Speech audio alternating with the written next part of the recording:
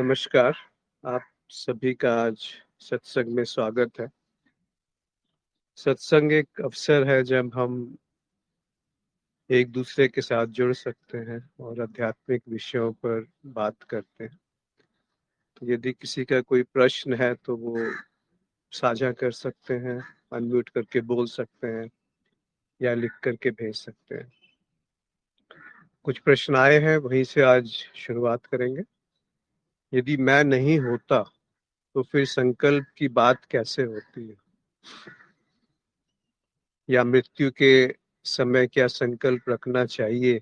ये बात करने का भी क्या अर्थ है?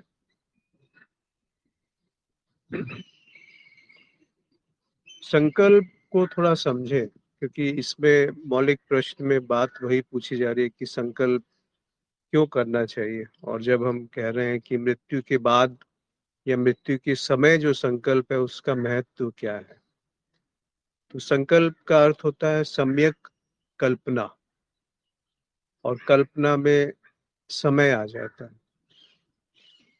तो ऐसी कल्पना जो हमें सार्थक लगती है, जो हमें सही लगती है, और उसको पाने के लिए जब हम पूरी ऊर्जा उसकी तरफ झोंक देते हैं, लगा देते हैं, अपना मन, बुद्धि, अपना सामर्थ्य, तो वो संकल्प है।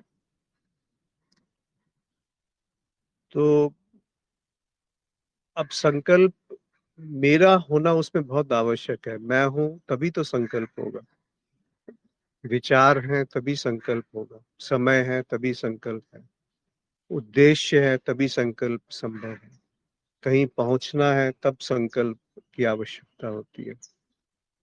तो संकल्प यानी एक आग्रह है कि ऐसा होना चाहिए।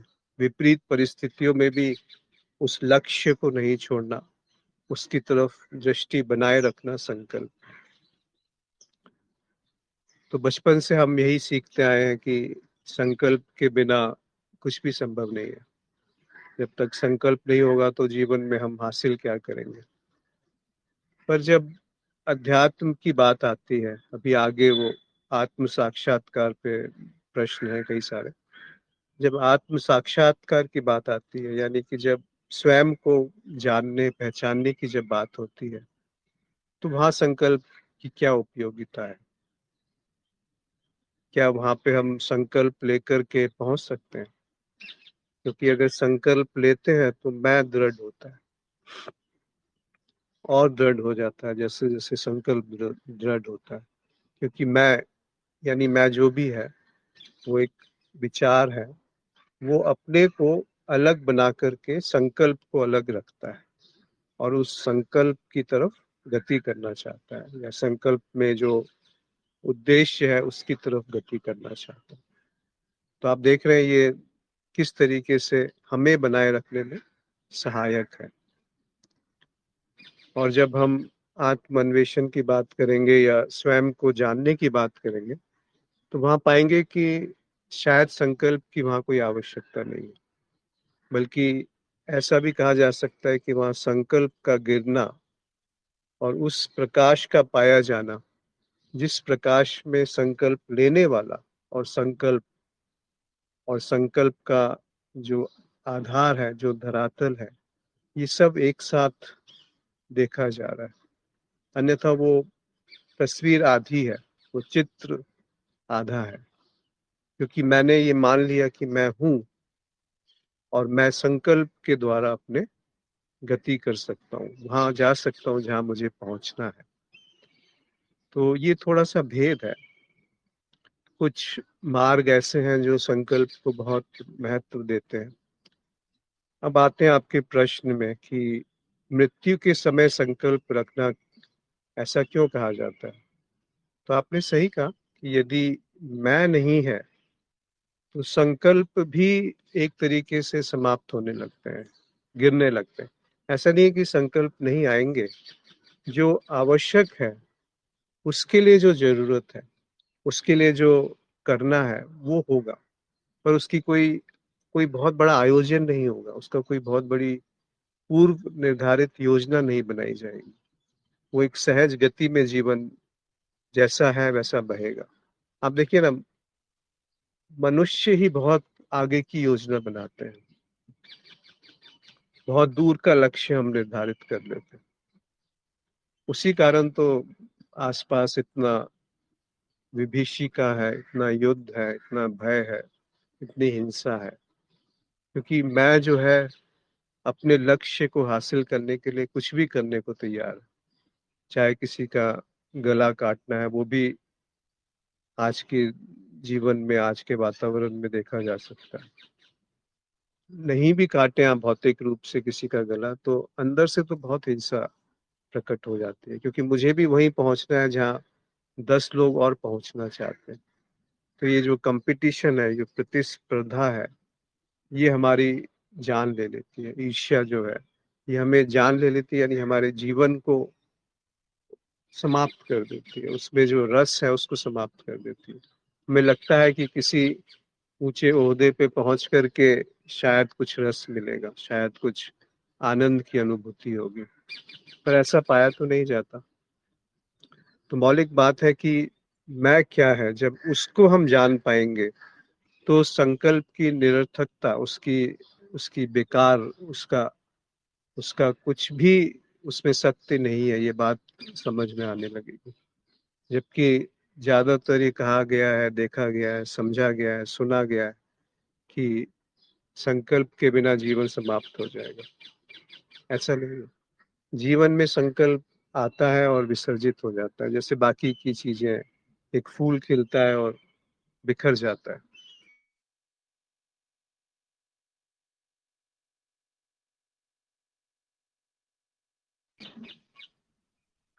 इसीलिए संकल्प को मेरे अनुसार, मैं गलत भी हो सकता हूँ, बहुत ज्यादा महत्व देने की आवश्यकता नहीं। आवश्यकता है कि वो क्या है जो संकल्प को बनाना चाहता है, या उसमें टिका रहना चाहता है, या उसको पूरा करना चाहता है। तब जीवन जो है, हो सकता है जैसा भी है वैसा ही स्वीकार है, वैसा ही वहाँ होश को अवसर है। क्योंकि जैसे ही संकल्प बनाते हैं, सम्यक कल्पना, या एक समय के आधार पे आप कुछ लक्ष्य बनाते हैं, तो अभी जो होश है, इस समय जो घट रहा होश है, अभी जैसे सामने एक पेड़ है, उस पे बहुत सारी चिड़िया बैठ करके नृत्य कर रही हैं, गीत गा रहे हैं। पेड़ की जो टहनियां हैं वो लहला रही है, हवा स्पर्श कर रही है बदन को, सूरज की गर्मी, ये सब कैसे आप देख पाएंगे, क्योंकि हम तो पूरी तरह से केंद्रित हैं कि भविष्य में हमें क्या मिलेगा। तो लोभ और मोह, लोभ यानी भविष्य में मुझे क्या मिलेगा, और मोह यानी जो अभी है वो बना कैसे रहेगा। ये दो बड़े दैत्य हैं, राक्षस है। असल राक्षस अगर आप बोलेंगे तो ये दो राक्षस हैं, तृष्णा और ममत्व। मेरा होना, मेरा, मेरे पास ये होना चाहिए, और तृष्णा, मुझे ये चाहिए, या जो मेरे पास बना हुआ है, जो प्राप्त हो चुका है, वो कितनी समय तक, कितनी दूरी तक, और कैसे वो बना रहे।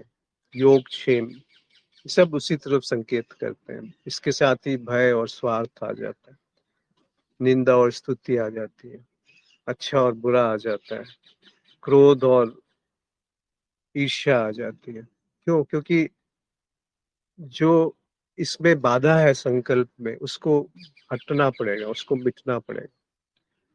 तो जब हम मैं की तरफ जानना चाहते हैं कि मैं क्या है, तो संकल्प की वहां कोई आवश्यकता नहीं है। वहां पे शायद समर्पण की आवश्यकता है, वहां पे शायद होश की आवश्यकता है, कि जो जैसा है वैसा दिख जाए, वैसा वो जान लिया जाए कि मैं है क्या।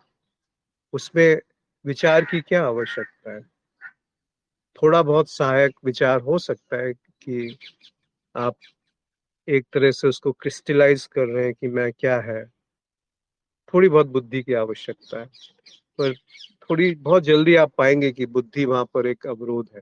बुद्धि भी एक अनुभव के रूप में प्रकट है, वहां पर बुद्धि भी समाप्त हो जाएगी, संकल्प भी समाप्त हो जाएगा। फिर वो मैं जो है वो दिखना भी समाप्त हो जाएगा, क्योंकि मैं जो है विचार के, बुद्धि के, संकल्प के बिना कैसे रहेगा? समय के, स्थान के बिना टिका नहीं रह सकता। तो वो मैं ही जब हर क्षण मैं बनता है, मैं शाश्वत नहीं है। हर क्षण बनता है और बिगड़ जाता है, मिट जाता है, फिर बनता है, फिर मिट जाता है। जबकि एक ऐसी प्रतीति होती है कि वो बचपन से जब से वो बनना शुरू हुआ तब से अभी तक वो बना ही हुआ है। ऐसा नहीं है। अभी वो किसी और रूप में प्रकट है, फिर कुछ और रूप में प्रकट है। तो वो जो उसका धरातल है, जिस पर मैं बन रहा है, वो झूठ है। तो मैं कैसे सच हो जाएगा? क्योंकि वो धरातल स्मृति का है, वो धरातल भावनाओं का है, वो धरातल बुद्धि का है, वो धरातल किसी संकल्प से बना है। उस संकल्प को हटा दीजिए तो कहाँ है वो मैं का धरातल? तो संकल्प मैं को बना रहा है, मैं संकल्प को बना रहा हूँ। तो इस तरह से जब मैं को आप देखने जाते हैं तो संकल्प नहीं मिलेगा, और संकल्प दिखा तो मैं बना हुआ वहां पाया जाएगा। अब बात आई मृत्यु की। तो मृत्यु का अर्थ हम समझते हैं जो शरीर समाप्त हो जाता है। तो ये कहा गया है शायद कहीं पर कि मृत्यु के समय जो विचार है उसका बहुत महत्व है। इसीलिए लोग काशी में जाकर के मरना चाहते हैं, या ऐसी पवित्र स्थलों पे जाकर के प्राण त्यागना चाहते हैं, या किसी अच्छे वातावरण में वो मरना चाहते हैं। इसका थोड़ा सार्थकता हो सकती है, पर उसमें ये समझिए ना कि उसको ऐसे कहा गया है कि आप जीवन भर जो करेंगे, जिस तरह से आपने जीवन जिया है, उसका जो उसका जो रस है, उसका जो मर्म है, वो मृत्यु के समय आ जाएगा। ऐसा नहीं है कि आप जीवन भर चोरी करते रहे और अंत में आकर के एक एक बहुत साधु की तरह आप प्राण त्यागे। वैसे संभव है वो भी, पर फिर भी ज्यादातर ऐसा देखा गया है कि जिस तरह से आप जीवन जिएंगे वैसे ही विचार मृत्यु के समय आएंगे। तो इस संदर्भ में वो कहा गया कि जैसी मृत्यु होगी वैसी गति होगी आगे की। पर हम उस तरफ क्यों जाएं? हमें क्या परवाह कि मृत्यु के बाद क्या होगा? क्या जो जीवन है वो हमने उसको पूरी तरह से जान लिया? क्या जो जीवंतता है उसको हमने समझ लिया? क्या मैं को जान लिया गया है? अगर मैं को जान लिया गया तो आपको मृत्यु की परवाह नहीं होगी, क्योंकि मैं जो है वही तो बनने से डर रहा है। संकल्प ही तो टूटने से डर रहा है। अगर मैं और संकल्प दोनों झूठ हैं, फिर ऐसा नहीं है कि वहां सब कुछ समाप्त हो जाएगा। ऐसा भी नहीं है कि वहां नीरस हो जाएगा जीवन, बल्कि हो सकता है वहां कुछ और पाया जाए। तो वो खुद ढूंढिए, किसी और पे उस उत्तर के लिए क्यों निर्भर करना कि कोई उसको बता दे कि वो क्या है। आप आपके लिए एक सजी सजाई प्लेट में परोस करके दे दे, उसका उसका उसका एक बड़ा खतरा है, क्योंकि फिर वो बुद्धि उसको एक निर्मित कर लेगी कि ये ऐसा ही है, और जो मर्म है, जो मूल है, वो चूक जाएगा। दो तीन प्रश्न और हैं कि जब ये कहा जाता है कि किसी को किसी विशेष परिस्थिति, स्थान या समय पर आत्म साक्षात्कार हुआ, तो इसका क्या अर्थ होता है? तो आत्म साक्षात्कार को समझें कि आत्म यानी सत्य, और साक्षात्कार यानी जैसा है वैसा उसको दिखना या देखना।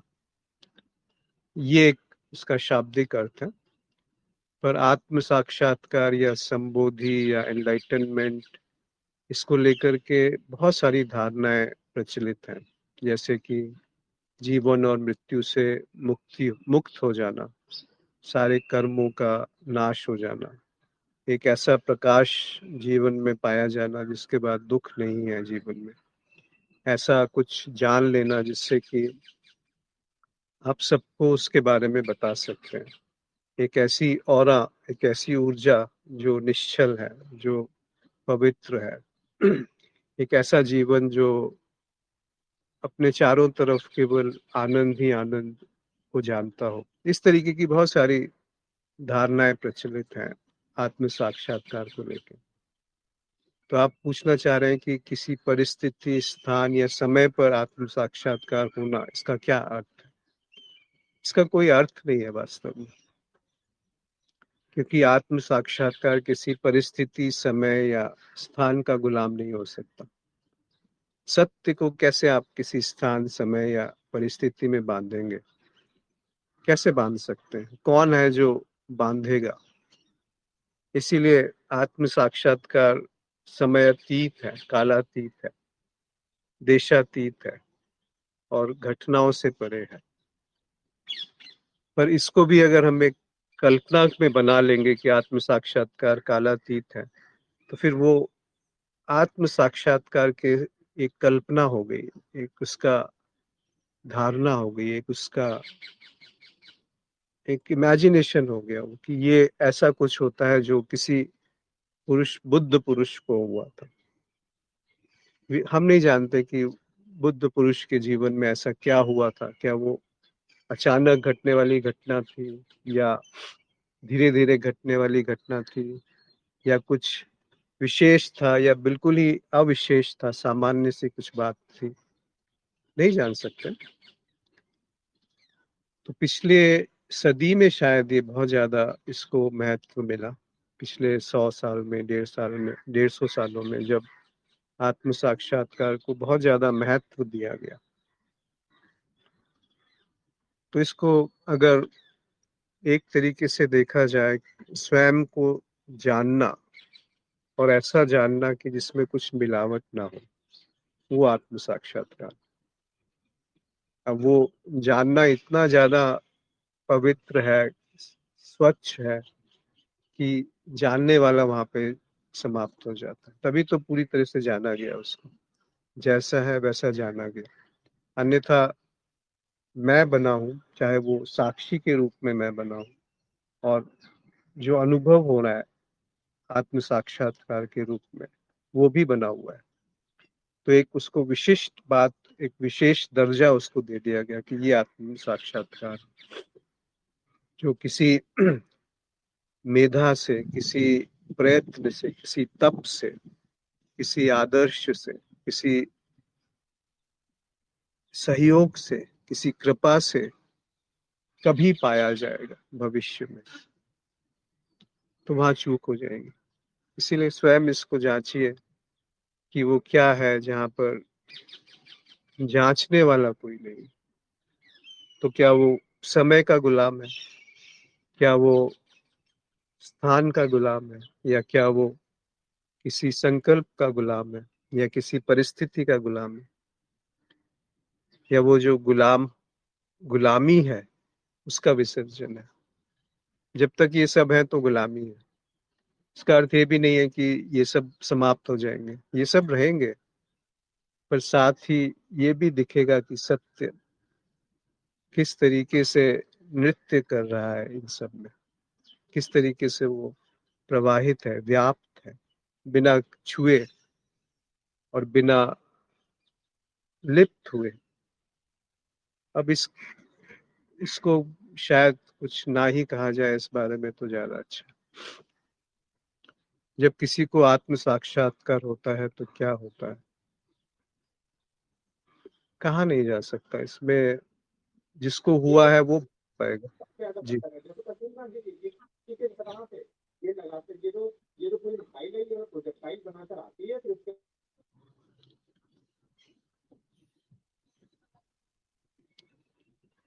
जब किसी को आत्म साक्षात्कार होता है तो क्या होता है? तो उसी से पूछना पड़ेगा जिसको हुआ हो। पर अभी जैसे बात करी कि वो समय, स्थान और परिस्थिति से विलग है, उससे अलग है, तो कैसे उसको आप परिभाषित करेंगे? और फिर भी समझने के लिए अगर आप जानना चाहते हैं बुद्धि से, तो उसके 3 तरह से संभावनाएं हैं। एक कि एक कोई विशेष घटना है और उसके बाद कुछ घट गया, जिससे पहले वाला जो था और बाद वाली जो स्थिति है, उन दोनों में जमीन आसमान का अंतर है। एक बहुत विलक्षण कोई घटना घटी। एक, जैसे आप चाय पीने गए और चाय पी के चल पड़े, तो क्या हुआ? ऐसा कुछ हुआ, बिल्कुल साधारण सी बात हो गई। और तीसरी, जो इन दोनों जो एक्सट्रीम है उनके बीच का कुछ हुआ, तो वो निर्भर करता है कि हम कितना अज्ञान सर पे लेकर के बैठे हुए हैं।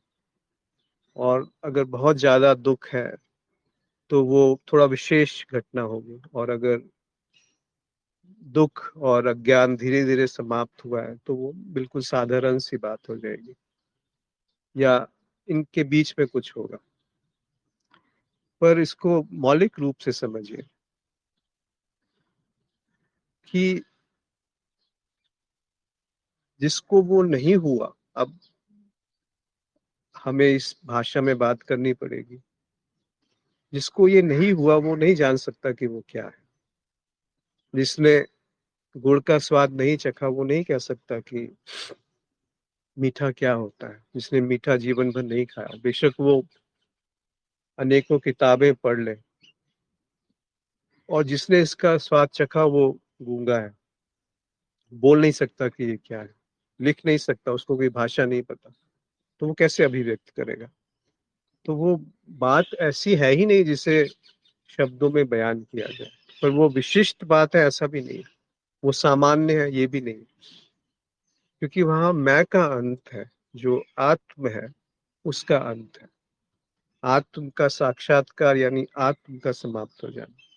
जो आत्म मैं के रूप में बैठा है, एक विचार के रूप में बैठा है, उसका अंत, वो आत्म साक्षात्कार है। तो किसी को होता है, वो वही बता पाएगा जिसको हुआ हो। बेहतर ये है कि किसी और को कैसे होता है वो जानने से अच्छा है कि अभी मेरी स्थिति क्या है, क्या मैं उस तरफ सम्यक रूप से गति कर रहा हूं जहां पर मैं का अन्वेषण है कि ये मैं क्या है। मौलिक चीज को पकड़िए, फिर आप सही तरफ दिशा या गति कर पाएंगे। क्या आत्म साक्षात्कार भी प्रारब्ध है? इस कथन का क्या आशय है कि 37 वर्ष की आयु में निसर्गदत्त महाराज को या किसी वृक्ष के नीचे गौतम बुद्ध को साक्षात्कार हुआ? ऐसा कुछ हुआ नहीं होगा। अगर निसर्गदत्त महाराज अभी सामने हो, उनसे आप बात कीजिएगा, या बुद्ध सामने हो तो उनसे पूछिएगा, तो शायद वो ऐसा नहीं कहेंगे कि मुझे एक विशेष समय में, परिस्थिति में या स्थान पर कुछ अनोखी बात पता चली। पता चल भी सकती है, पर ऐसा लगता नहीं है कि ऐसा कुछ हुआ होगा। बुद्ध के जाने के 100-150 साल बाद उनकी जो शिक्षाएं हैं वो लिपिबद्ध हुई। पता नहीं उस पे फिर कितनी कहानियां बनी होंगी। और हुआ हो तो हमें उससे क्या फर्क पड़ता? क्या हम इस बात को जान करके कि ये घटना ऐसी हुई या नहीं हुई, मौलिक सत्य को उपलब्ध हो पाएंगे? तो उस विवाद में पड़ना ही क्यों कि ये हुआ है कि नहीं हुआ है। हमारे अंदर अभी क्या स्थिति है, हम अपने आप को बुद्ध से या किसी अन्य संत से क्यों, उससे उसके माध्यम से समझना चाहते हैं कि सत्य क्या है? क्या किसी भी माध्यम से सत्य को जाना जा सकता है, चाहे वो कोई बुद्ध पुरुष हो, या सत्य, या कोई शास्त्र ही क्यों ना हो, या कोई अनुभव ही क्यों ना हो। इन सब से क्या सत्य सत्य जो है, जैसा है, उसको वैसा ही जाना जा सकता है, या ये बातें एक तरह से अवरोध है, रुकावट है उसको जानने के लिए जो अभी प्रकट है? अगर ये साक्षात्कार अभी हो गया कि जो अभी है वो वैसा ही दिख रहा है जैसा वो है, तो शास्त्र जो है वो अपने आप गीत गाने लगेंगे। संत जो है, उनकी जो वाणी है वो एक मृदुल, एक संगीत की तरह बहने लगेगी। ऐसा नहीं होगा कि उनके माध्यम से उस तरफ गति हुई, उस गति के बाद वो माध्यम स्पष्ट हो पाए, दिख पाए। अन्यथा आपके सामने एक सूफी संत बैठा हो सकता है और आप उसे जान नहीं पाएंगे, और जिसे आप जानेंगे कि वो संत है, हो सकता है वहां कुछ संत जैसा कुछ हो ही ना। तो नहीं पहचान सकते कि किसको आत्म साक्षात्कार हुआ, किसको नहीं हुआ, कब हुआ, क्यों हुआ, क्या विशिष्ट था वहां पे। तो उसकी एक कल्पना नहीं करनी चाहिए कि इस तरीके से कुछ घटेगा तब वो होगा। सब अपनी-अपनी यात्रा में अलग-अलग है। कोई ऐसा साम कॉमन कुछ धरातल नहीं है। जबकि बात वही है, पर फिर भी सब अलग-अलग है। फिर भी सब विलक्षण है, यही इसकी सुंदरता है।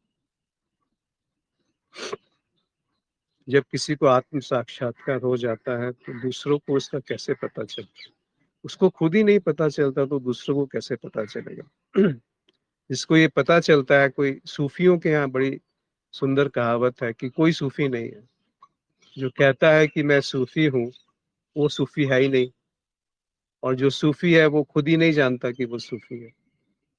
तो कोई सूफी जैसा चीज़ होती नहीं है। ऐसे ही संतों के बारे में कहा जा सकता है। जो वास्तव में संत हुए, उन्होंने कभी ये नहीं कहा कि मेरे साथ कोई विशिष्ट घटना हुई और मुझे आत्म साक्षात्कार जैसा कुछ हुआ।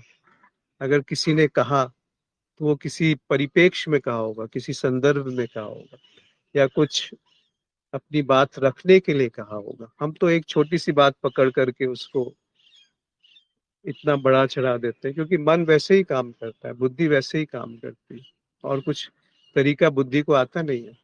वो किसी को महान बना करके उसके चरणों में लौटने में बड़ी आनंद की अनुभूति करती है कि कोई मेरे सिर पे हाथ रख दे, कृपा कर दे, तो मेरा भी भला हो जाएगा, आत्म साक्षात्कार हो जाएगा, मुझे भी मेरा भविष्य सुरक्षित हो जाएगा, मृत्यु के बाद का मेरा जीवन सुरक्षित हो जाएगा। ये सब इन सब में कुछ अर्थ नहीं है। हो सकता है किसी के लिए हो, पर कुछ दिखता नहीं है कि इसमें कुछ सत्य है। क्या आत्म साक्षात्कार के बाद भी साक्षी भाव बना रहता है? साक्षी भाव आत्म साक्षात्कार से पहले बाद में, इसका कोई अर्थ नहीं है। यहाँ तक कि जो साक्षी भाव है उसका भी कोई ज्यादा अर्थ नहीं है। साक्षित्व है। भाव का अर्थ होता है कि होना। उस होने के बने रहने में किसकी भूमिका है? कौन है जो साक्षी भाव को बना सकता है? या ऐसा है कि वो जो साक्षी भाव को बना के रखना चाहता है, उसका अंत साक्षित्व का प्रादुर्भाव है, उसका जन्म है। जन्म है, ये भी एक कविता के रूप में कहा गया। ये पाया जाना है कि वहाँ साक्षित्व उपलब्ध है। उसी को कोई होश कहता है, कोई तथाता कहता है, कोई कुछ भी कह सकते हैं आप उसे। और वो शब्दों से परे है, शब्दातीत है, अनुभवातीत है, वो बुद्धि से परे है, काल से परे है, और वो इन सब में व्याप्त है। उसको आप कैसे बात कहेंगे उसके बारे में कि वो किसके द्वारा बना?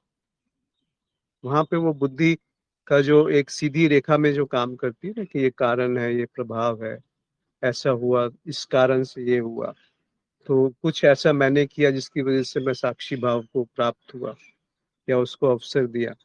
ये सब बातें उचित नहीं है, ठीक नहीं है, क्योंकि जो है वो है। बस मैं जो उसमें अपनी अलग सत्ता बनाकर, एक केंद्र बना करके उसको जानना चाहता हूँ, इस भाव का गिरना, इस संकल्प का गिरना ही आत्म साक्षात्कार है। अब ये बहुत सरल सी बात लगेगी, और इसको बिल्कुल ऐसे टरका दिया जा सकता है कि ये तो बेकार की बात है। बिल्कुल बेकार की बात है फिर। वानी जी ने लिखा है, मुझे ऐसा लगता है कि अगर कोई बता भी दे कि कैसे उपलब्ध हुए हैं और वह समझ में आ भी जाए, तो भी वो एक अवधारणा ही होगी। जी, बिल्कुल सही कहा आपने। ऐसा ही दिखता है। हो सकता है ये बात जो कही गई ये गलत हो, पर अभी तो ऐसा ही दिख रहा है। तो कोई मित्र कुछ कहना चाहते हो, अपनी बात रखना चाहते हो, या कोई ऐसी बात जो लगता है बेतुकी है, तो अवश्य अपने भावों को आप अभिव्यक्त कर सकते हैं। जी प्रणाम अश्विन जी। जी नमस्कार। प्रश्न का सारा उत्तर बहुत अच्छा लगा और यही मेरा भी अनुभव था कि ऐसा ही होना चाहिए। एक थोड़ा पर्सनल हो जाएगा, व्यक्तिगत प्रश्न हो जाएगा आपके बारे में। मैं पूछना तो नहीं चाहिए, फिर भी मैं पूछता हूँ, लेकिन मुझे नहीं लगता है कि मेरे से आप अलग हैं ऐसा करके। क्या आप यह कह सकते हैं कि आपको आत्म साक्षात्कार हुआ है, या क्या यह भी कह सकते हैं कि आपको नहीं हुआ है? जी।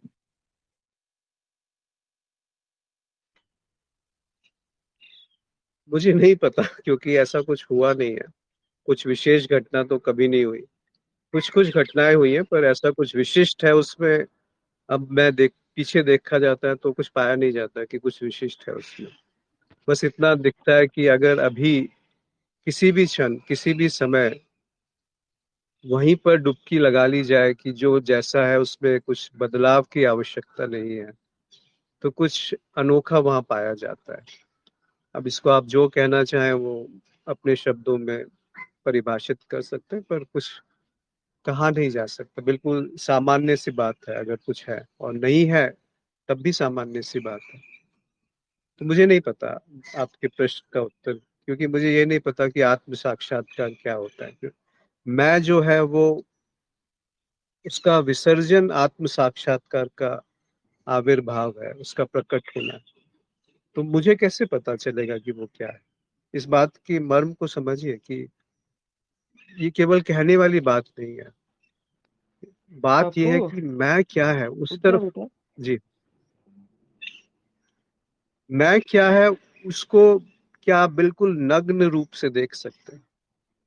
वो नहीं जो कहीं पढ़ा है, या रमन महर्षि ने कहा है, या कबीर साहब ने कहा है, या बुद्ध ने कहा है, वैसे नहीं।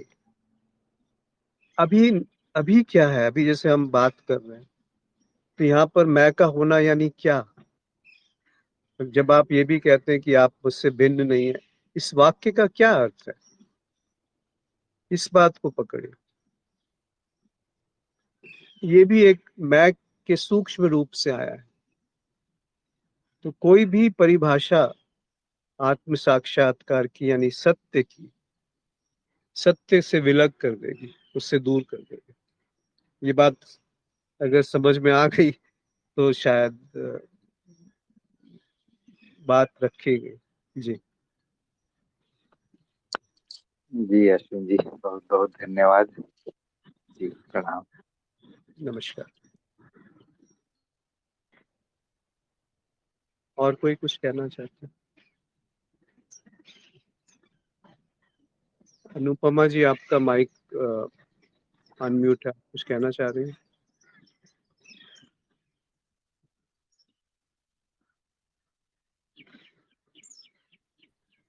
बहुत क्लिष्ट तो नहीं हो गया ना, बहुत कठिन तो नहीं हो गया जो कहा गया? इसमें कुछ ऐसा तो नहीं है जो हमारे जीवन में से संबंधित नहीं है? और कोई मित्र कुछ कहना चाहते हैं? क्योंकि ये ऐसा विषय है जहाँ पे सबके अपने अपने एक ठोस धारणाएं हैं, जैसा अवानी जी ने कहा। उसके बारे में कुछ भी सोचना, उसके बारे में एक धारणा बना लें कि सत्य क्या है। चाहे आप उसकी कोई भी परिभाषा दें, कोई भी मानदंड बना लें, अंत में वो है तो एक बुद्धि का उत्पाद। है तो वो उस केंद्र का उत्पाद जो अपने को अलग करके उसको प्रकट करके देख रहा है।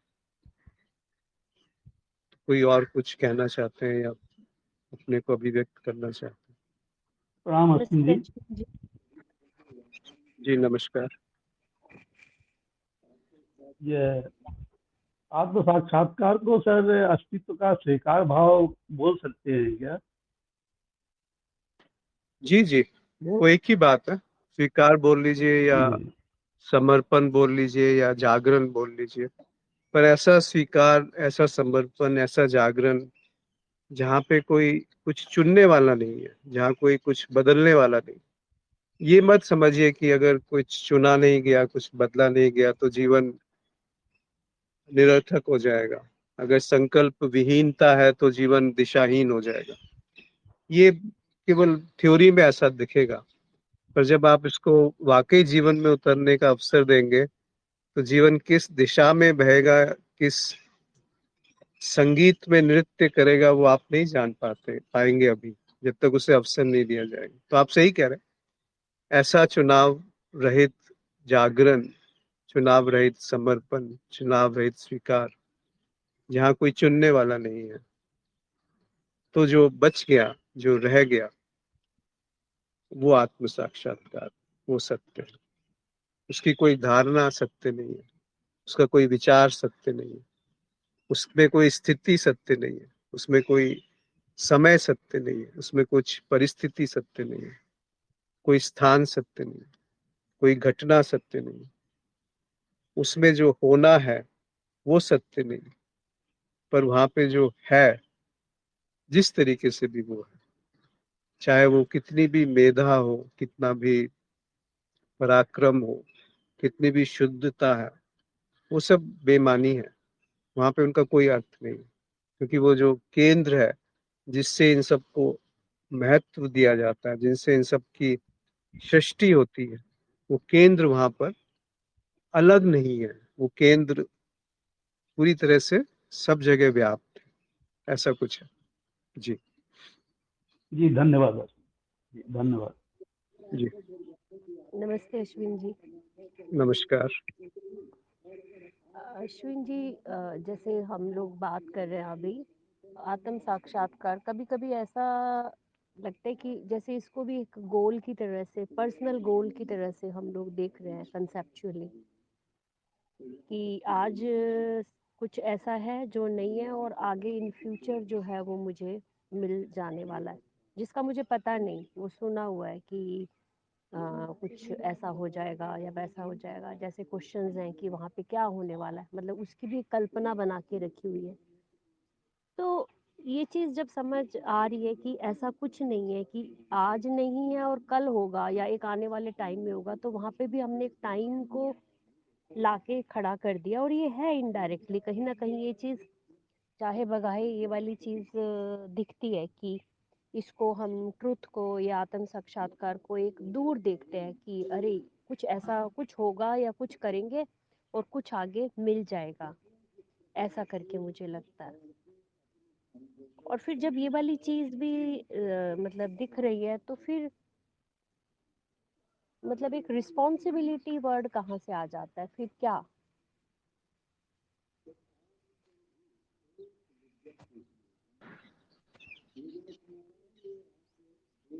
नहीं, आपने सही कहा कि कोई भी धारणा आत्म साक्षात्कार के बारे में एक धारणा ही रहेगी, जब तक कि, अब फिर वही है ना, शब्दों में उसको बयान नहीं कर पाएंगे, चाहे हम कितना भी प्रयास कर लें। इशारा जरूर कर सकते हैं कि ऐसा है कुछ, और वो ऐसा है कुछ जीवन में उतरना चाहिए। तो यदि हम बौद्धिक रूप से, ये देखिए क्यों बनती है धारणाएं, क्योंकि हमने कहीं सुना है, कहीं पढ़ा है कि किसी व्यक्ति के साथ कुछ विशेष घटा, और उस विशेष घटने में तो लोभ आ गया ना, कि मुझे भी वो विशेष होना चाहिए, मिलना चाहिए। तो आपने एक समय को निर्मित कर लिया, एक दूरी को निर्मित कर लिया कि अभी नहीं है, भविष्य में हो जाएगा।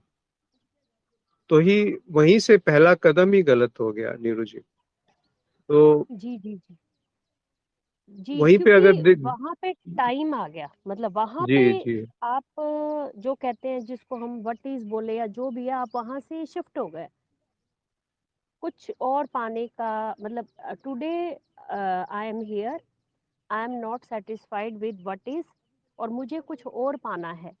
तो ये एक मतलब एक ये एंडलेस कई बार मतलब इसको इस तरीके से, क्योंकि चाहे ये एक स्पिरिचुअल थ्रस्ट हो या जिसको प्यास बोले या कुछ करे, लेकिन है ये वही चीज ही जो मतलब इसको एक दौड़ की तरह से कि आज ये नहीं मिला, आज मैं मतलब व्हाट इज द रिस्पॉन्सिबिलिटी, एक एक मतलब क्या, फिर क्या रिस्पॉन्सिबिलिटी है, इसको एक थोड़ा सा एक लेमेंस के हिसाब से थोड़ा सा बताएं कि मैं हाँ। शब्द बहुत यूज कर रही हूँ, मुझे समझ भी है, मैंने दो मतलब बुक्स में भी पढ़ा है, लोगों को भी देखा है, एक कल्पना बना ली है कि इसके बाद ये सब कुछ अच्छा अच्छा हो जाएगा, इसके बाद तो मुझे कोई दुख अफेक्ट ही नहीं करेंगे, मैं तो 100% अपना सुख में, मतलब एक ऐसी कल्पना लेके आत्म साक्षात्कार की। और फिर मैं सोचता हूँ कि अच्छा फिर क्या करना है, फिर उसको कैसे हुआ होगा, उसको कैसे हुआ होगा, तो एक लेमैन के लिए जिसको कुछ नहीं पता, कुछ पता ही नहीं मुझे तो फिर क्या रिस्पॉन्सिबिलिटी है, आज यहीं से देखूं मैं क्या। नहीं नहीं, बिल्कुल सही आप कह रही हैं इसको। जैसे आपने ये बात देख ली जो आपने कही, तो आगे की बात स्पष्ट हो जाएगी कि मेरे किए नहीं होगा, मेरे किए हुआ ही नहीं है, मेरे किए हो ही नहीं सकता है, और मेरे जाने नहीं जाना जाएगा, मेरे जाने जाना ही नहीं गया है, मेरे जाने जाना ही नहीं जा सकता। तो आप समझ रही हैं, वो केंद्र जहां से इसकी कल्पना बन रही है, धारणा बन रही है, वो केंद्र विसर्जित होने लगा।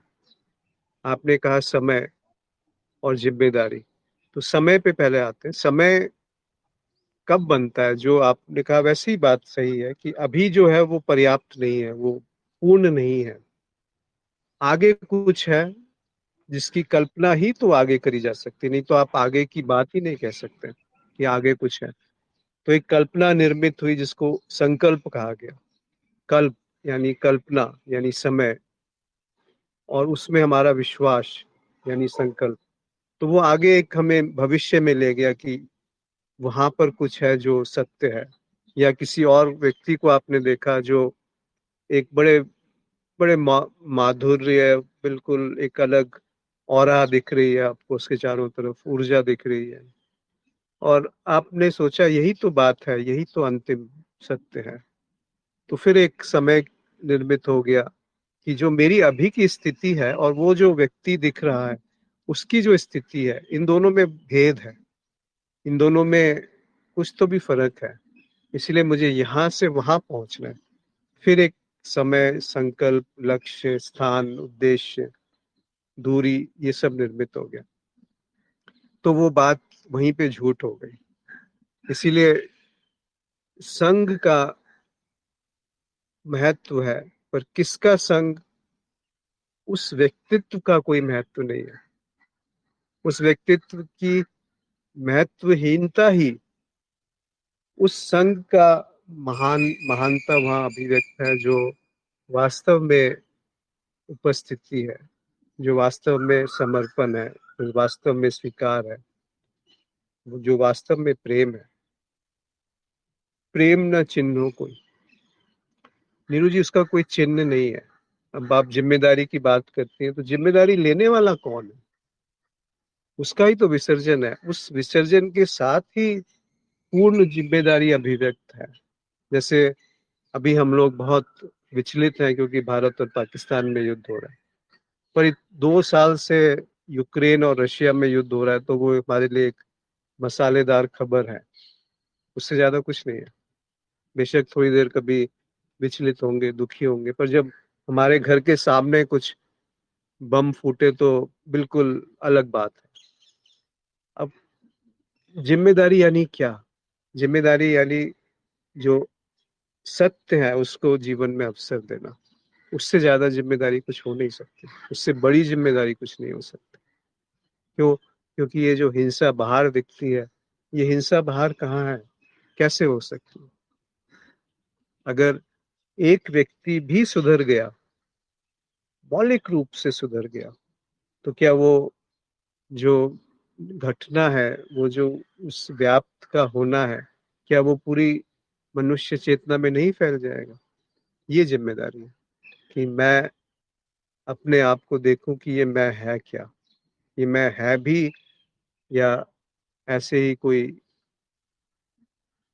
मनचाही बात है जो अपने आप को मैं घोषित कर रही हूँ?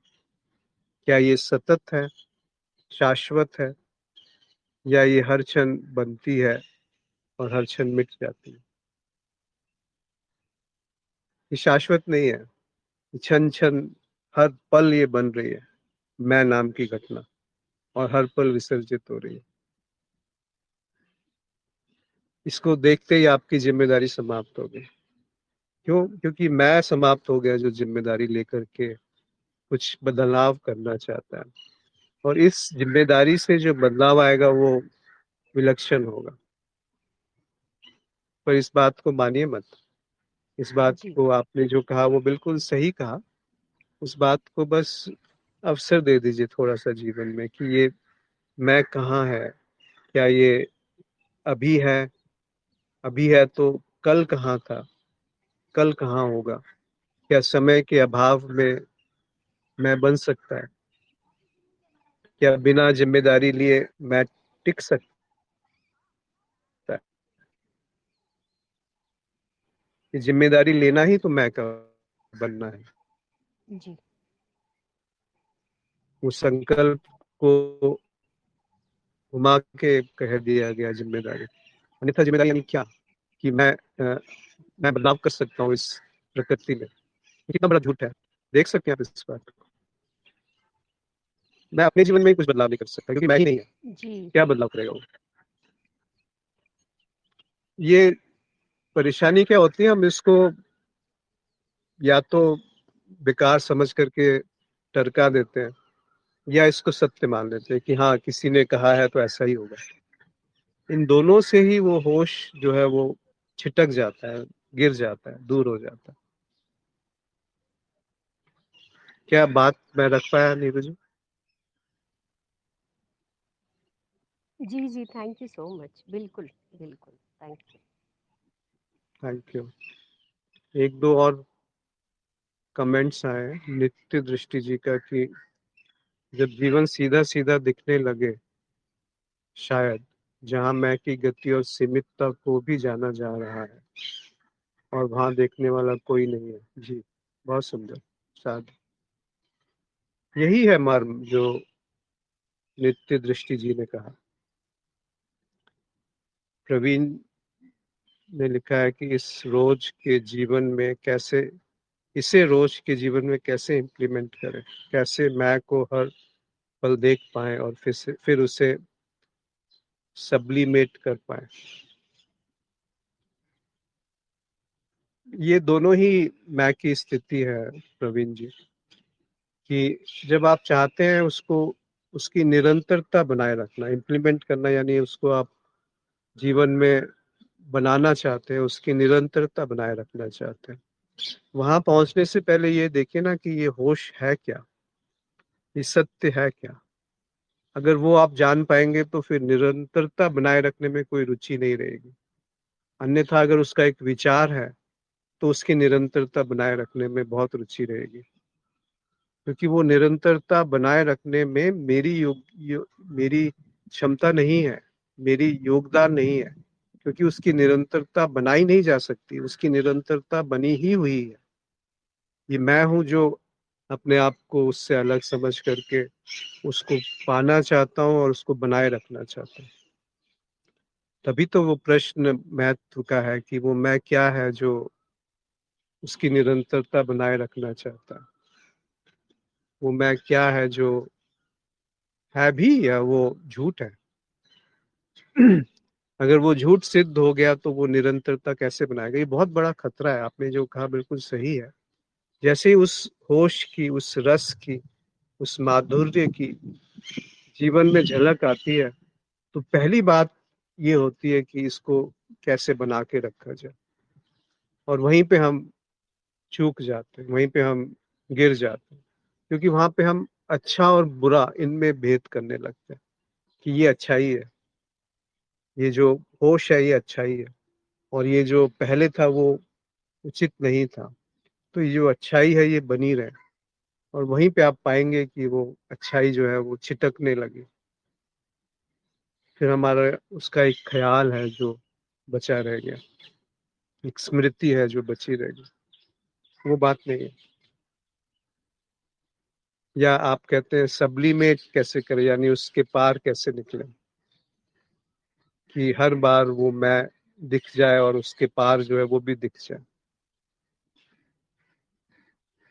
तो उसके पार जो है वो मैं नहीं जान पाएगा, मैं नहीं जान पाऊंगा। तो इसको ऐसे समझे कि लहर समुद्र की गहराई नहीं जान पाएगी। क्यों? क्योंकि वो सतह पे ही रह सकती है, जबकि है वो समुद्र। ऐसे ही मैं जो है वो एक लहर है। किसकी लहर है? उस पानी की गहराई से उत्पन्न, हवा से उत्पन्न एक लहर है। अब वो लहर हवा को जानना चाहती है या समुद्र की गहराई को जानना चाहती है, कैसे जान पाएगी? वो उसी से बनी हुई है, पर वो उसे जान नहीं पाएगी। ये एक क्रूड उदाहरण है, पर ऐसा ही कुछ है। अतुल जी ने लिखा है कि इस युद्ध के समय बेहोशी बहुत बढ़ गई है, पल पल बस रोमांच मिल रहा है, ऐसा लगता है इसमें ही खोए रहते हैं, होश का कुछ अता पता ही नहीं, पता ही नहीं लगता। आपको सुन के अभी होश के बारे में पता चल रहा है। किसी भी तरीके से आश्रित नहीं होना चाहिए, चाहे वो सत्संग ही क्यों ना हो, चाहे वो कोई व्यक्ति ही क्यों ना हो, क्योंकि मन आश्रय में बहुत वो पाता है, सुरक्षा पाता है। तो युद्ध यानी जब हम आसपास ऐसी घटनाएं देखते हैं जहां पर मृत्यु तांडव नृत्य कर रहा है, विध्वंस है, तो हम होश को उपलब्ध होते हैं। बेशक वो होश फोर्स्ड है, मतलब आरोपित है। इसीलिए तो शिव वो तांडव के रूप में दिखाया है। उनका नृत्य जो है वो तांडव है, मृत्यु का तांडव, बदलाव का तांडव, वो झंझोरने का तांडव है। जैसे कृष्ण ने युद्ध में शिक्षा दी अपनी, भगवद गीता कितना अनूठा ग्रंथ है, और युद्ध के पृष्ठभूमि में उसे कहा गया।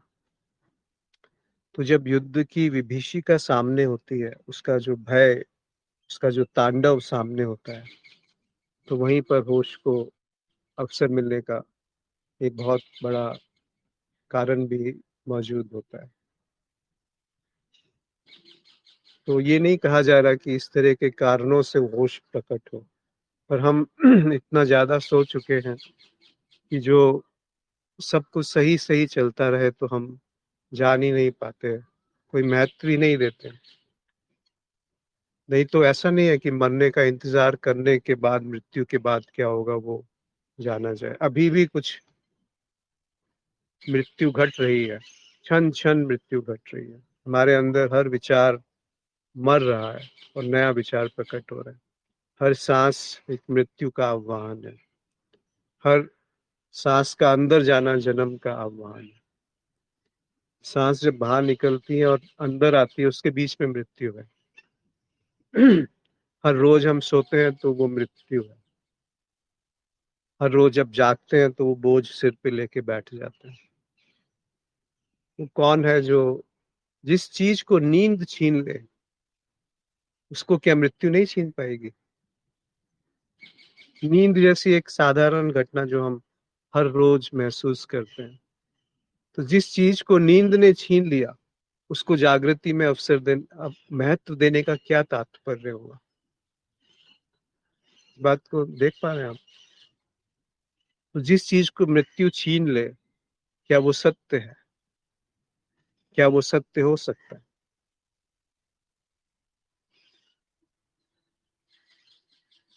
जी। तो युद्ध, उसकी जो विभीषिका है, उसका जो विनाश है, उसको आप शिव की तरह देखें कि वहां पर कुछ सृजन होने ही वाला है। ये बहुत दुर्भाग्य की बात है कि हम लोग इससे कम में जागते नहीं, और वो भी एक ऐसा जागरण होता है जिसको शमशान का जागरण कहते हैं। थोड़ी देर वैराग्य हो गया, अपने किसी किसी पड़ोसी की मृत्यु हुई तो 1 घंटे वैराग्य हो गया, किसी अपने प्रियजन की मृत्यु हुई तो 2-3 दिन, 10 दिन, महीना भर वैराग्य हो गया, या दुख आ गया, तो वो शमशान का वैराग्य है। वो मसान, वो शमशान क्या है जो अभी है, वो उसी शमशान में जीवन प्रकट है। वहीं से वो स्फुरित होता है। देखिए ना, पूरी प्रकृति जो है वो एक दूसरे में एक गुत्थी हुई है, इसको सर्कुलर इकोनॉमी कहते हैं। सर्कुलर, पूरी तरह से वृत्त में वो घूम रही है, कुछ भी वहां पे वेस्ट नहीं है। जैसे आप जंगल में कोई डस्टबिन नहीं पाएंगे, ये सारी मनुष्य की देन है कूड़ा। जंगल में सब कुछ एक वृत्त में घूम रहा है, कोई किसी के ऊपर थोपा नहीं गया है, आरोपित नहीं है। वो प्रेम है। तो किसी भी घटना को एक अवसाद के रूप में देखा जा सकता है, एक समस्या के रूप में देखा जा सकता है, या उसी को एक चुनौती के रूप में देखा जा सकता है कि वहां पर होश है। होश को अवसर देने का एक संयोग है, जैसे नदी नाव संयोग। इस विषम परिस्थिति में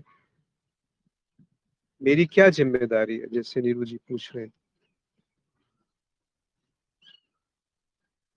क्या ये जिम्मेदारी नहीं है कि मेरे अंदर की जो हिंसा है कम से कम वो तो समाप्त हो? कहीं ऐसा तो नहीं कि मेरा होना ही हिंसा है? अगर ऐसा है तो मेरा होना ही समाप्त है। क्या उसके लिए ये मैं तैयार रहेगा? हो सकता है। ऐसे नहीं कि आत्म साक्षात्कार की कल्पना करके मैं समाप्त हूँ।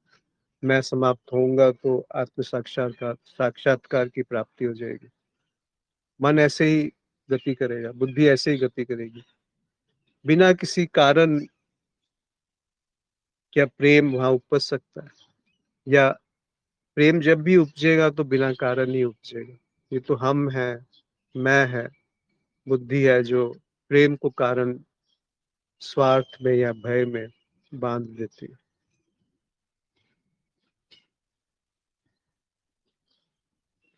शैलजा ने लिखा है कि जो मन और बच्चे में प्रेम, माँ और बच्चे में प्रेम होता है, क्या वो भी सच्चा प्रेम नहीं होता?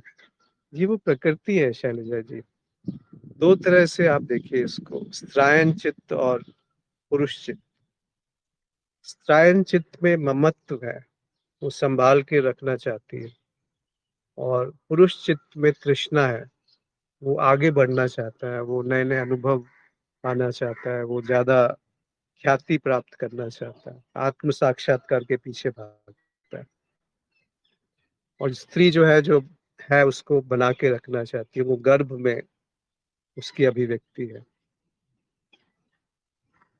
तो उस गर्भ में जब बच्चा आता है स्त्री के, तो वो अलग एक अभिव्यक्ति, एक एहसास है। ये स्त्रियां ज्यादा बेहतर बता पाएंगी, पर वो एक अलग कुछ बात है उसमें, अलग सृजन है वहां पर उस सृजन में माँ की क्या भूमिका है? उस बच्चे को पालन पोषण में माँ की क्या भूमिका है? आप ये जरूर कह सकते हैं कि अच्छा भोजन करना, अच्छे इन्वायरमेंट में रहना, संगीत सुनना, पर उसका केंद्र क्या है? गर्भ जो अपने आप बड़ा हो रहा है। आप बेशक खाना खा रहे हैं, पर वो खाना जो रक्त में परिवर्तित होता है, वो जो रक्त, वो जो सांस है जो सहज उसके अंदर जाती है, उसमें आपकी क्या भूमिका है? उस खाने को रक्त में परिवर्तित करने में आपकी क्या भूमिका है? उस रक्त को उसके अंदर प्रवाहित करने में आपकी क्या भूमिका है? एक माँ की क्या भूमिका है? फिर सारी प्रकृति में देखिए ना, वो माँ और जो बच्चा है उसके बीच एक अटूट संबंध है, पर वो संबंध कब तक बना रहता है? प्रकृति में थोड़े दिनों में बच्चा थोड़ा सा बड़ा होता है, वो भाग जाता है। ये मनुष्य है जो बच्चे को पकड़ के रखता है, तब तक वो बिल्कुल सहज रूप से नेचुरली एक माँ और बच्चे के बीच में संबंध है, जब तक बच्चे को माँ की आवश्यकता है और माँ को बच्चे की आवश्यकता है अपनी पूर्णता की एहसास के लिए।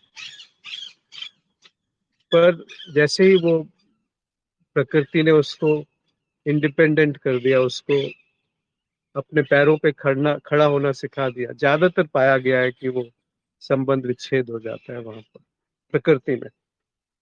हम लोग उसको पकड़ के रखना चाहते हैं, मेरा बेटा, मेरा बच्चा। उससे होता क्या है कि वो ममत्व उस प्रेम को नहीं प्रकट होने देता जो ममत्व के परे है। ऐसे ही पुरुषों में होता है, जो तृष्णा है, जो चाहत है, वो उस बोध को नहीं उपलब्ध होने देती जो चाहत के परे है, जो ख्याति के परे है। तो स्त्री जो है वो संयोजित करना चाहती है, बचा के रखना चाहती है, वो प्रकृति की देन है। पुरुष जो है वो फैलना चाहता है, वो भी प्रकृति की देन है। और हर स्त्री के अंदर पुरुष है और पुरुष के अंदर स्त्री है, यानी स्त्रायन चित्त और पुरुष चित्त। यहाँ देह की बात नहीं हो रही। तो माँ और बच्चे का जो संबंध है वो बहुत विलक्षण है, पर यदि वही संबंध वहीं पे रुक गया तो वो प्रेम नहीं है, वो ममता है, वो मोह है। अब देखिए ना, पशु बच्चे को बड़े करके फिर वो अलग अलग राहों में चले गए, तो क्या वो क्या बोलेंगे फिर उससे आप? तो वो प्रेम जो है वो सहज दिखता है और सहज पाया जाता है। तो क्या किसी भी प्रेम को, या किसी भी प्रेम को नहीं, प्रेम को किसी भी रिश्ते में बांधना आवश्यक है, चाहे वो गुरु और शिष्य का ही संबंध क्यों ना हो। एक और संबंध है जो बहुत विलक्षण है, गुरु और शिष्य का।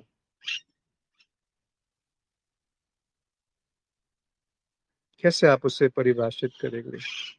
कहीं मैं ही तो ममत्व नहीं है, कहीं मैं ही तो गुरु गुरुडम नहीं है, या शिष्यपना नहीं है। क्या हमें एक विशेष संबंध में बनने के बाद ही प्रेम की अनुभूति हो सकती है?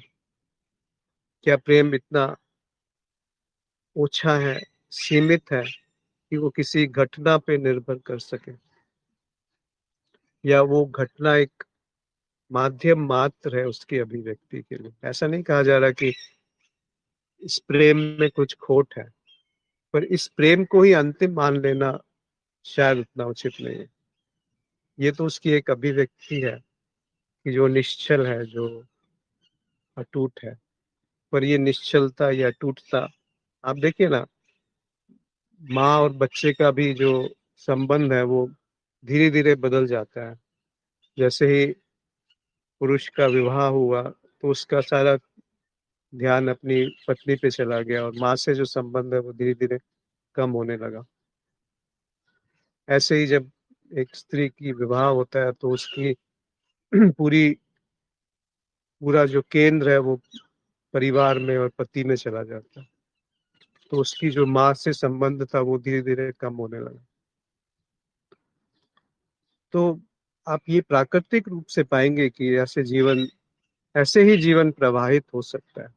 पर वही आत्यंतिक बात है, वही अल्टीमेट है, इसको ऐसा कहना उचित नहीं दिखता। निशिगंधा जी ने लिखा है कि जो संबंध माँ और बच्चे में है वही संबंध देश और देशवासी में है।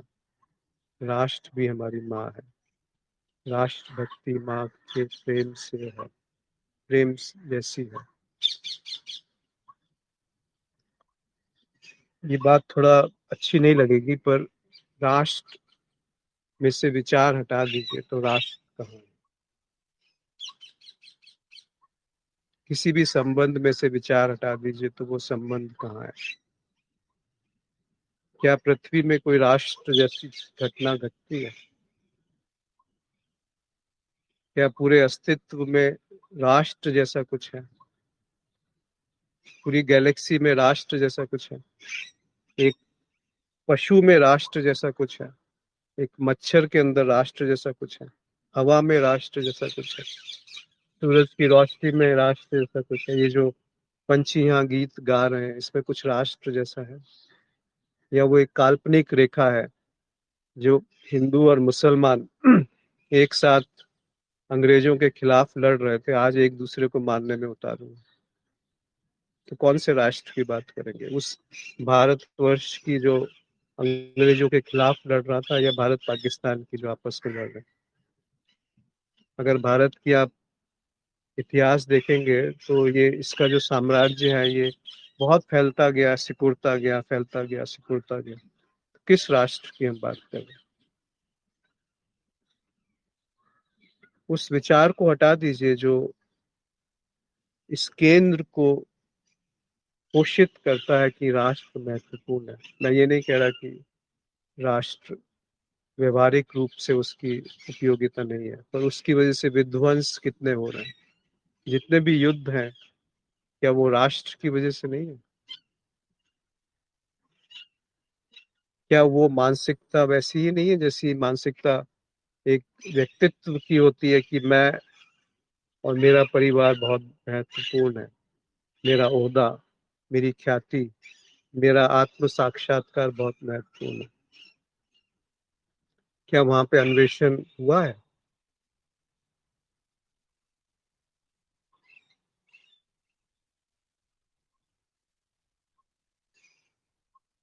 मराठी में कुछ कहते हैं कि विश्वची माझे घर,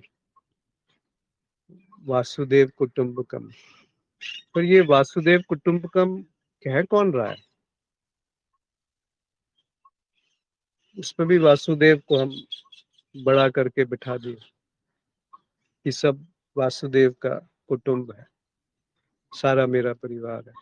ये जो हवा से मेरा रिश्ता है, क्या वो दिखता है? कल ही कोई बात कर रहा था कि एक दिन में हम 21,000 बार सांस लेते हैं, और उस सांस को अगर आप नापेंगे आज की जो ऑक्सीजन की क्वांटिटी, उसमें जो वो है, जितनी ऑक्सीजन एक दिन में हम ग्रहण करते हैं, अगर उसको आप पैसे में तोलेंगे तो वो 33,000 रुपए की ऑक्सीजन एक दिन में आप उठा रहे हैं, खा रहे हैं। उसको कैसे हम, इस ऋण को कैसे चुकाएंगे? अगर हम, हमारी बुद्धि तो पैसे में ही तोलती है ना सब कुछ। तो वो जो रिश्ता हमारा हवा से है, उसको कैसे आप ऋण को चुका पाएंगे? कभी उस तरफ ध्यान नहीं जाता ना हमारा। ये पूरी एक तारे से आती हुई किरण से यहाँ पे जीवन संभव है, बहुत दूर के तारे से। सूरज की किरणों में कोई राष्ट्र नहीं, पेड़ की छांव में कोई राष्ट्र नहीं। और जब हम ये घोषणा कहते हैं कि मेरा धर्म महान है, तो कितनी छोटी सी बात हो जाती है। धर्म के नाम पे जितना विध्वंस हुआ है, क्या वो धर्म है? क्या उसको धर्म कहना भी उचित है? अगर धर्म कुछ है तो वो है रित। रित यानी नियम, कृपा, प्रेम, जहाँ मैं का कोई हस्तक्षेप नहीं, जहाँ वैसा संबंध उजागरित है, प्रकट है, जिसमें कोई नाम नहीं, नाम हो ही नहीं सकता। परिवार में से विचार को हटा लीजिए तो परिवार कहाँ रहा? पर इस शरीर का और हवा के संबंध में से विचार को हटा लीजिए, तब भी वो संबंध व्याप्त है। उस तारे के साथ जो इस शरीर का संबंध है, वो उतना ही प्रकट है जितना जो हमारे संज्ञान में नहीं है, जो हमारी ज्ञान में नहीं है। जी। और कोई मित्र कुछ कहना चाहता है? शायद मैं अपनी बात रख पाया।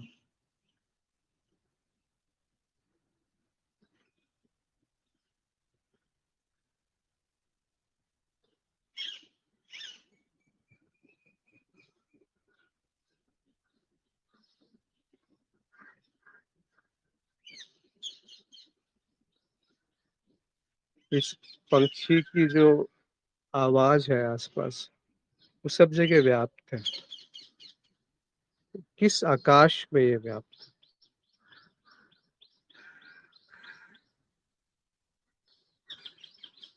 ये जो धूप है, वो धूप जो इस शरीर से संबंधित है, किस जगह पे वो संबंध है? क्या इस ऊष्मा के बिना हम रह पाएंगे? कितने दिन जीवन चलेगा?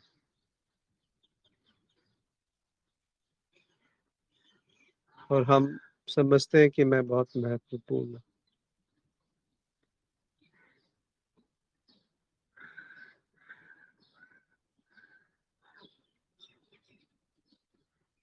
तो आप सबका बहुत आभार आज जुड़ने के लिए। यहाँ कोई लेक्चर नहीं है, यहाँ कोई उपदेश नहीं है। जो दिख रहा है वो कहा गया। उसमें कुछ गलत लगे तो क्षमा कीजिएगा, क्योंकि बहुत हमारी ठोस धारणाएं हैं परिवार को लेके, राष्ट्र को लेकर। पर कभी उस तरह विचार करना चाहिए कि वास्तव में ऐसा कुछ है क्या। जी, आप सबका बहुत आभार आज जुड़ने के लिए। नमस्कार।